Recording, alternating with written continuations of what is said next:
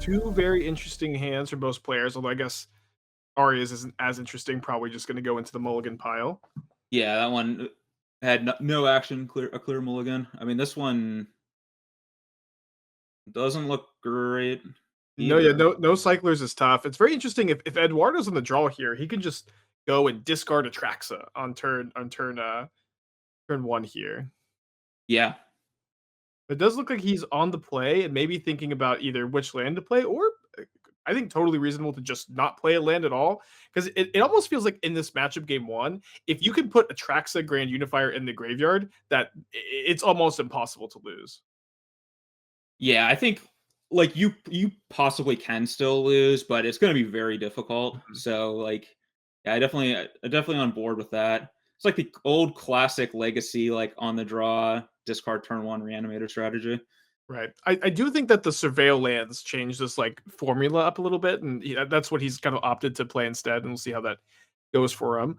Arya does find a big creature to go to the graveyard and something to get her third land in the form of Generous End. Yeah, that was probably like basically like the best. I don't not necessarily the best draw, but like one of the best draws you could find there.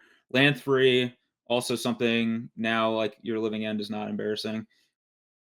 One thing Yeah, that is interesting here is if we see like a grief versus subtlety fight.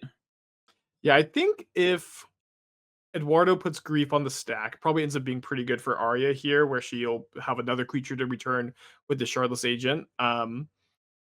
Although I That think was a Edward nice draw. yeah, that's maybe just the game-winning draw right there. The fact that you can not only get Atraxa into the graveyard with this Tainted Indulgence, but you can also guarantee that Arya can't do anything about it because you can just cast this on her end of turn, on her upkeep, where Force of Negation is just not able to be pitched to stop it.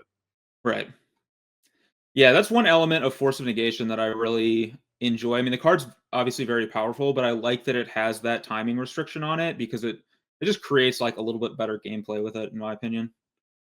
Yeah, I think so too. Although it has kind of evolved, I think, especially in the last year, where Force of Negation has kind of moved from a card that both cascade decks and combo decks like Eduardo's Goryo's deck get to play.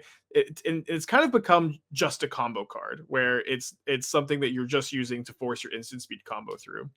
Yeah. That's always the danger with those kinds of cards is you're like, okay, like this will be a nice tool for fair decks. Well, actually, that's a combo card Yeah. now.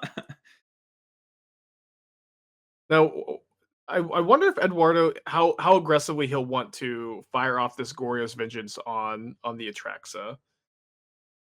Yeah, because like it might be better to just not do that. Like, I mean, we'll see what he finds off this Mhm. indulgence. War card selection is very nice. I think that you probably can somewhat comfortably lead on the grief here to see how clear the way is, but Yeah, and notably grief. Like, I mean, it's probably gonna get hit with subtlety, but there is only one cascade in Arya's hand as well.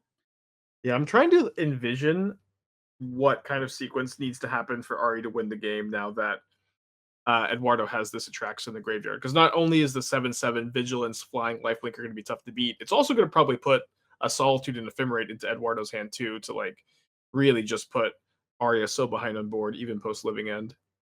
Right. And I think the grief is actually, I think, really huge here for because I think Arya could play to maybe like or what is it, dispersal uh side of discovery dispersal.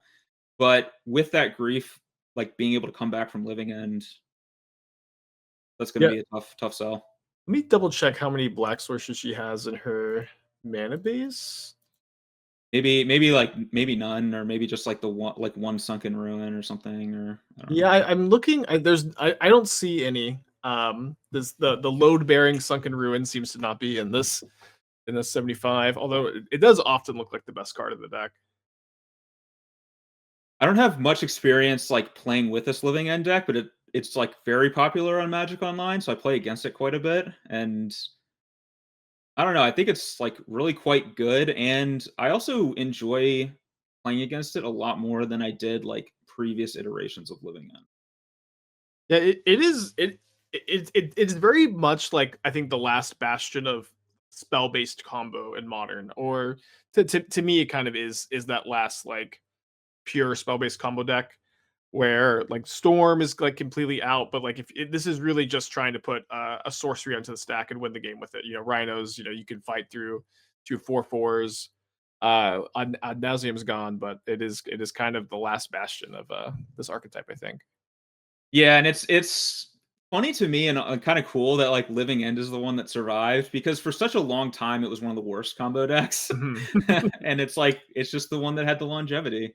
It's like Tron still being a deck, to me, it's like I don't know, I enjoy that there's still some, like, super old decks that have stood the test of time. Yeah, I agree. Although I think that when you compare like these living in lists to, you know, 2015, 2016 living in lists, there's probably not that much overlap. Like the land cyclers from Lord of the Rings, the pitch cards, Shardless Agent have just and also the loss of Simeon Spirit Guide have really changed the formula in a big way. Yeah, it's basically just not at all the same anymore. It's I think which is why it survived too. Yeah. Actually has good cards now, or that, that that better cards. that'll do it. That'll do Yeah. it. Man, it's gonna be like very interesting if we have like this staring match here. Like one thing I would love for Arya to do is shotgun Steam Vents, just to pretend like she drew. Oh, sorry, I guess the Steam Vents maybe uh Is the was the yeah. only if that's the only unknown, then I guess maybe just have to play Odawara. But to bluff a draw and force of negation to do a staring match against this Goryo's Vengeance could be interesting. Not that she has information. That's the last card, I guess. But Eduardo also may be scared to put Atraxa into play and then get living ended and kind of tempoed out of the game. Just the Atraxa is very, very valuable in the graveyard. And it's I funny mean, that your deck built around getting it out doesn't always want to do that. with how, like, rough this is looking right now for Arya, I would not hate playing the Shardless Agent for Living End and hoping to just rip an untapped land next turn and Odawara the Atraxa and then I crash in for I don't know if it's lethal, but I mean, it's it's a lot. The one problem is that the Atraxa will get to like attack and gain 7. yeah, But but that's fair, yeah. I think I'm on board with this line, you know. To some extent, it's like, you know, these are the cards you have. You have the Otawara, you have the Shardless Agent. It's not necessarily going to get a lot better for you. Right, it's never gonna get better for you, it's going to get a lot better for Eduardo, who has a good position and so much filtering. Mhm.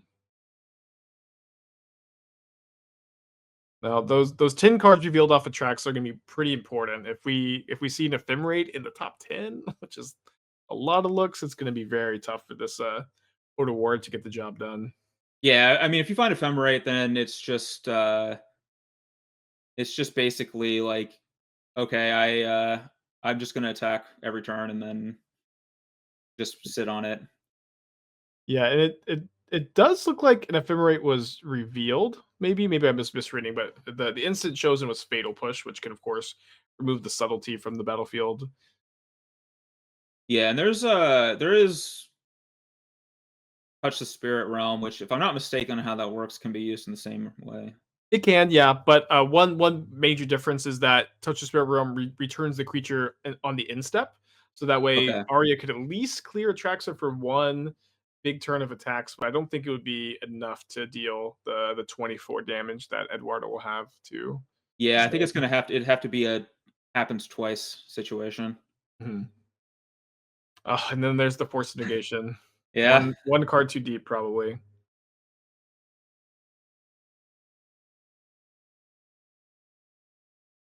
Yeah, I think this is probably just over there. Not a land, not a yeah, just one card late. Yeah, I think so, and, you know, we don't even have a lot of time to, like, maybe cast Living End again, like, chain some cyclers together, which would be probably the only thing you could hope to happen at this point. Yeah, like run your creatures in, have them all die, and then try to living end again or something. Mhm. I think Eduardo's about to cast my favorite card in the deck, Archaeologist. Just, like, when you cast Ephemerate on that card, it just feels like casting Dig Through Time. Yeah, that card is really cool. Like I haven't actually gotten to see it. I just like I was looking through, all these different decks looking what I want to play for this tournament, and this is one that caught my eye. I was actually this was one I was actually considering playing this week as well, Yeah, me too. and that card looked awesome. I was like, this is like Augur of Bolas that's like doesn't suck, kind of. Yeah, that's a very accurate way to put it, I think. I played a lot of the Goryo's archetype, and I feel like with archaeologists especially, you used to have to play some redundancy to Goryo's Vengeance. You used to have to play like Footsteps of the Goryo. I'd played like Aether Mage's Touch in combination with Witch's Cottage before, but archaeologists just dig so deep into the deck, especially in combination with Ephemerate, that you just can find Goryo so consistently now. Yeah, that makes it a lot better. I mean, I've played Footsteps before, and it was never great. Yeah.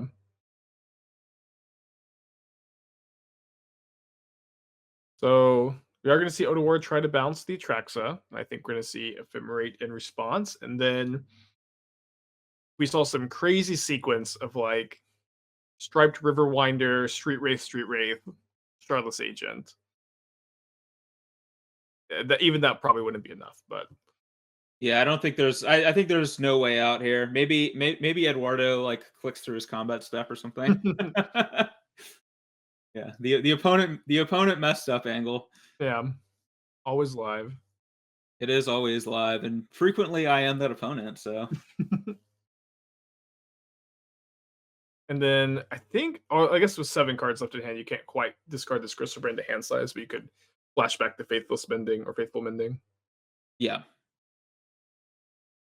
but I don't even know if there's anything that really even needs Yeah, to be I done. think I so think you too. can just play. You can play safe, play.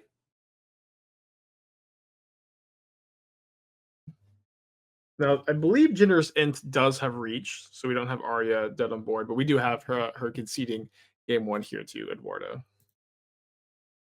Yeah, I mean, looking at those opening hands, I think that was a lot how, at least for me, I kind of expected that game to go. Plus, I think in general, like that just kind of makes sense for like how these decks looked. That Eduardo would be pretty favored in the first game.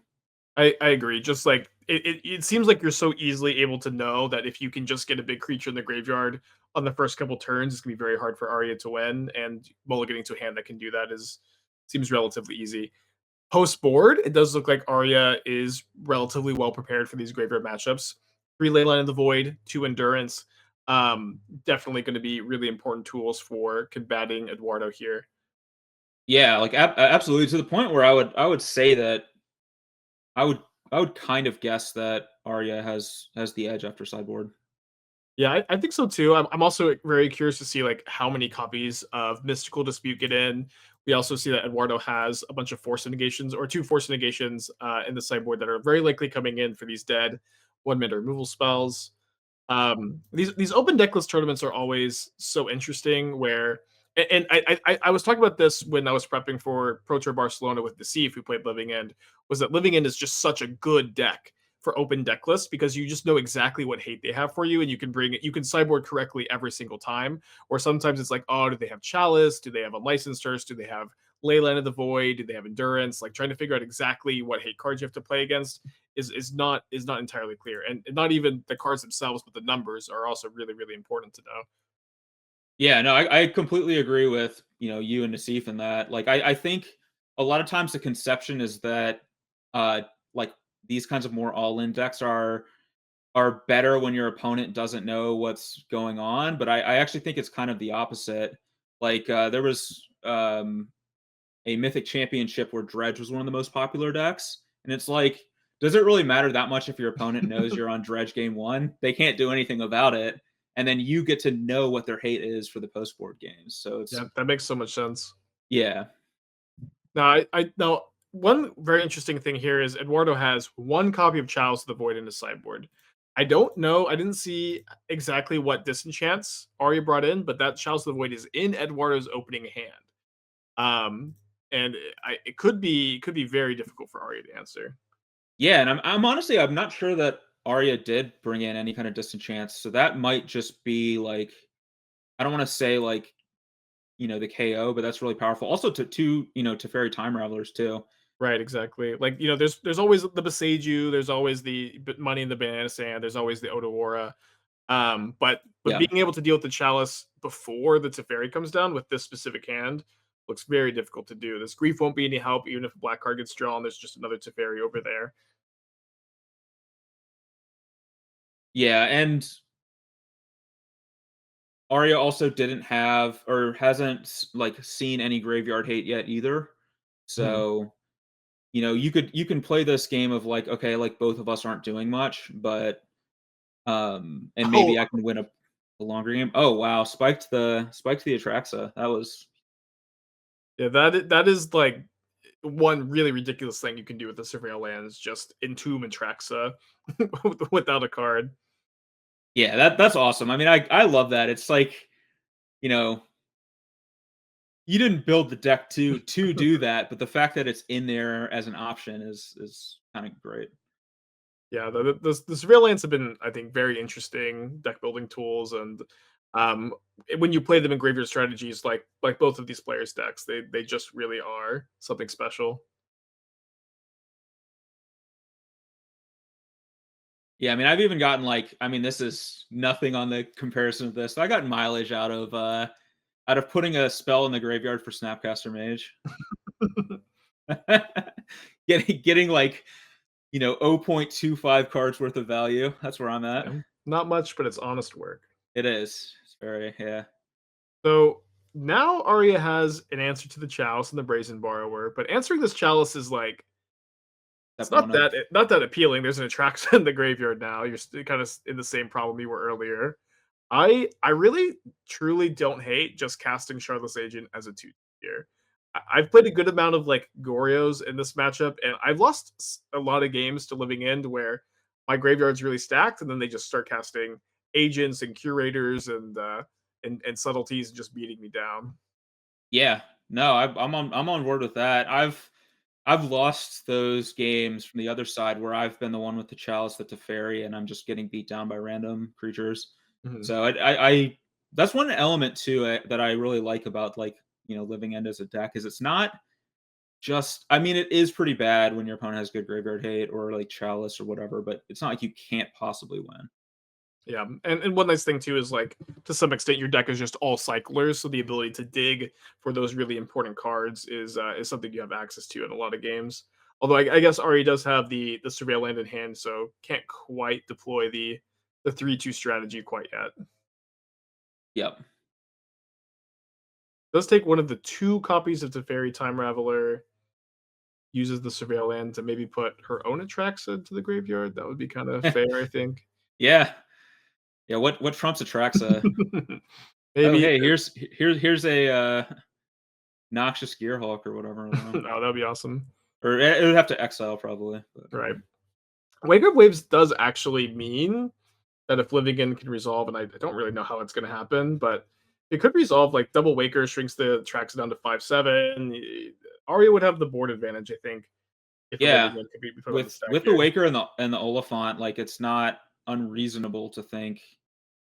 But also there is that ephemerate too, which is Mhm.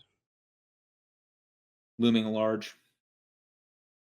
The pesky ETB trigger. I wonder how much Eduardo will value just getting to bury down this turn versus the option to ephemerate this grief and get to bury down next turn. Like the chalice, if you just take the brazen borrower, and then there's really no way for Arya to answer Chalice of the Void and then also resolve living in next turn. So you could be somewhat safe ephemerating this grief and actually getting some pressure into play. Yeah, I think it looks like that is what's going to happen.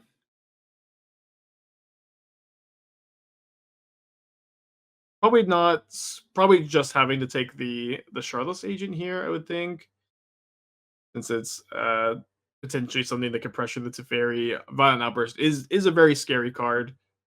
I mean, you Um, could even just take the oh, it looks like there's a maybe cycling response. Like I would consider even taking the cycler, just I yeah, don't know, yeah, deny them like some resource because I don't think either of the other cards are basically blank cardboard against Chalice at the moment. And even if Arya does draw an answer to Chalice, then they'd be well, not the Charlotte's Agent, not exactly, but could be kind of blank against Teferi as well.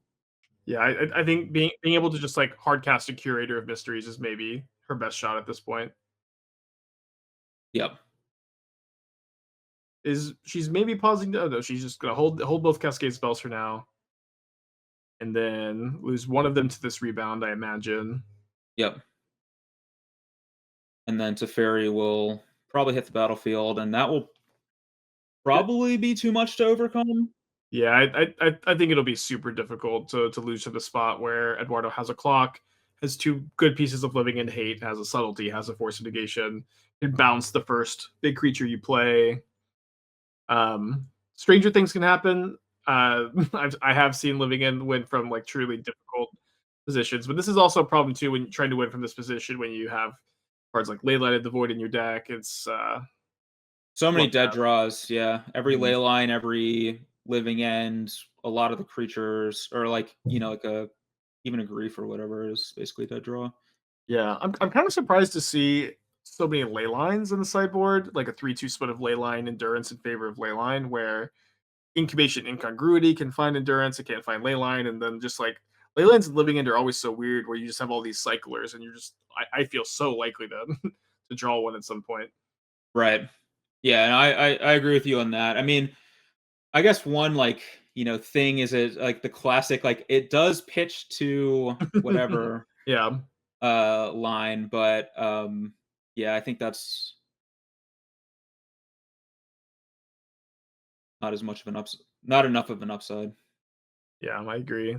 This Arya can him to Turok Eduardo here, forcing a pitch of subtlety on endurance.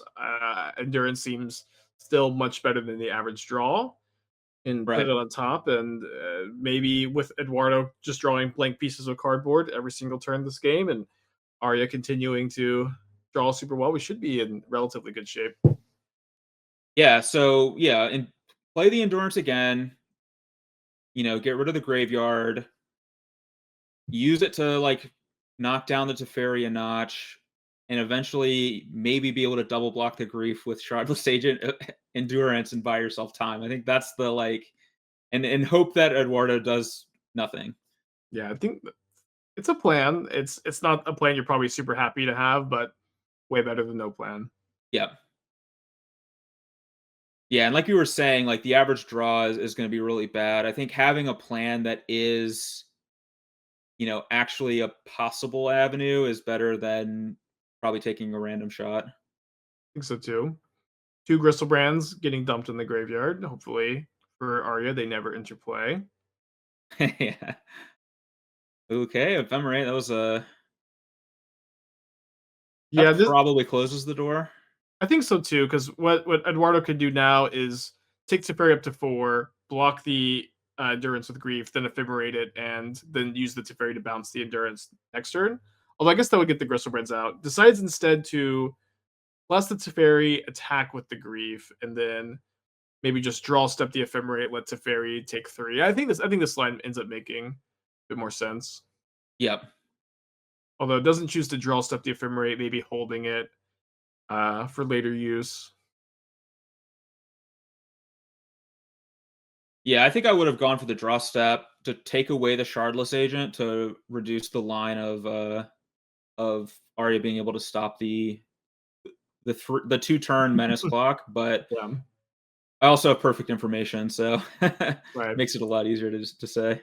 Yeah, and the flashback faithful mending is definitely kind of juicy. I imagine Yeah. Eduardo is itching for a Goryo's vengeance or some other action. Yep. Imagine Flusterstorm faithful mending get discarded here. Maybe both counter spells. Yeah, I think yeah. Some combination of blue cards is probably what I would send back here. I think so too. I think you're like pretty happy to keep this grief to hardcast if you draw a land, draw a black card. You could even ephemerate the grief into play and then have 2 -3/2s against an opponent at 3 life. Yep. Yeah, I agree with you. And the combination of the grief stripping Arya's hand plus there being a chalice and a Teferi. I mean, like the Teferi, yeah, might die to combat damage, but there's still the chalice. And if you play the grief, then you know that Arya won't be able to answer Mhm. both. Won't be able to have an answer for chalice and also a way to living end in the same turn. Yeah, exactly. And I'd be surprised if the second grief didn't hit the battlefield. 2/3/2 Yeah, menace is very good against an opponent at 3 life. I think we're gonna see Eduardo winning match 1 of MTGO Masters here. I think so as well.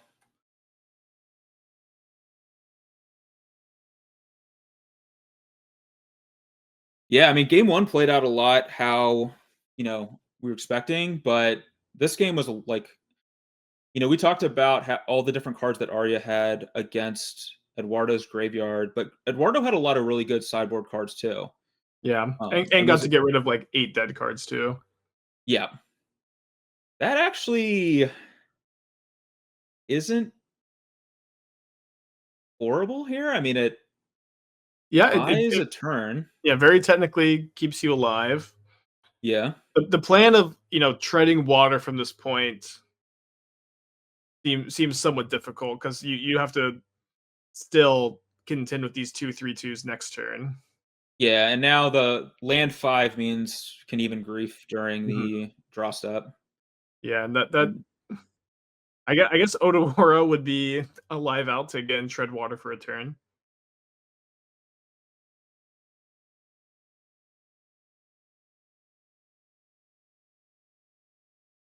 That's how it starts. Starts with treading water, but no, I don't think that's going to do it. Yeah, I don't think so. Misty Rainforest hits the battlefield. Gonna fetch Shock our way out of this game, I think. Oh, no Shocklands left, maybe?